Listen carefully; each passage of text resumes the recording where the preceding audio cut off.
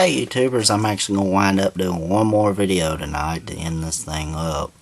This is outdoor tech, and I'm going to show you guys tonight real quick as to how to make dip bait holders.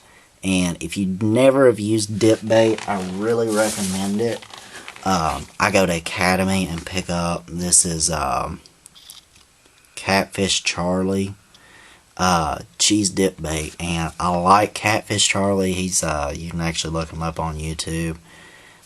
He's got a couple videos I think actually out, and I think he's made in actually it says right here down on the bottom he's made in Iowa, and he even gives the address and everything. But the guy does a couple different videos, and I love his bait. I've used a lot of different dip baits, and to be honest with you guys, a lot of them are really pricey. But Catfish Charlie, you can get an entire jar right there for like $3.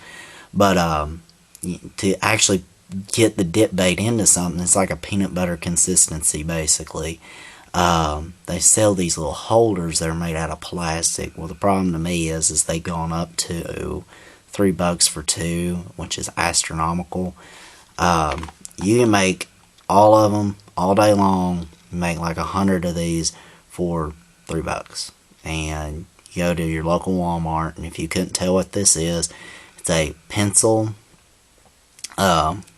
cushion. You can put it on your pen, your pencils, and it's actually a pencil cushion. It's rubber, and you get a pack of these, and all I do is take them and cut them directly in half, and I take an actual paper punch, and if you couldn't see, I punch out a couple holes in them. I punch out about 2 or 3 holes, and that dip bait will actually get down into this, and it'll get into these holes.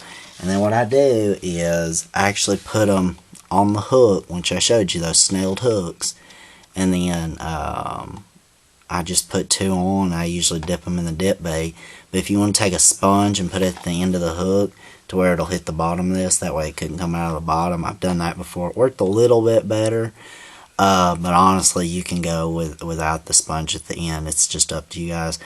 I've got to keep this video short. I only have about 5 minutes left, but I figured I would share that with you. Again, Catfish Charlie, his dip bait's really good. This is the cheesy dip bait, and it stings. I mean, it stings good.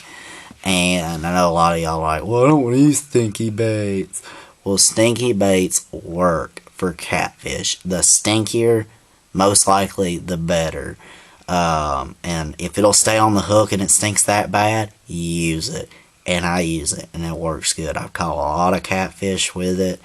I mean, they hit this stuff quick. I've had one literally, I baited it, cast it out, and I was trying to bait up another hook, and I had a circle hook, luckily, which I talk about why I use them in the other video, and boom, I mean, it went off, and I was like, wow, I'm sitting here reeling in, and I had all my buddies with me, and they would just start baiting their hooks and everything. They're like, well, how'd you catch a fish already? And I said, dip bait, and none of them would use dip bait. They're all like, oh, that's too nasty, it smells too bad. You gotta be a man to go fishing. No offense to you ladies out there, y'all. There's some ladies out there that can fish a lot better than me, but you know, you gotta be tough to go fishing. You can't, you know, sit there and wuss out and be like, oh, I ain't gonna use that bait because it stinks. You just can't do it, and dip bait's the way to go, guys. Catfish Charlie's dip bait's pretty cheap. I'm not sponsored by them by any means. If I was sponsored by them, I'd have some kind of fancy hat. I got a MagnaFlow hat on. I'd have some sponsored t-shirt, but I don't. I'm not sponsored by them. These are real reviews, and I really like his bait. So wound up doing a how-to and a review on something at the same time. So I hope you guys like the video. Rate and subscribe, and please tell me how I did, and tell me if you'd like to hear anything else. Alright guys, I'll see you later.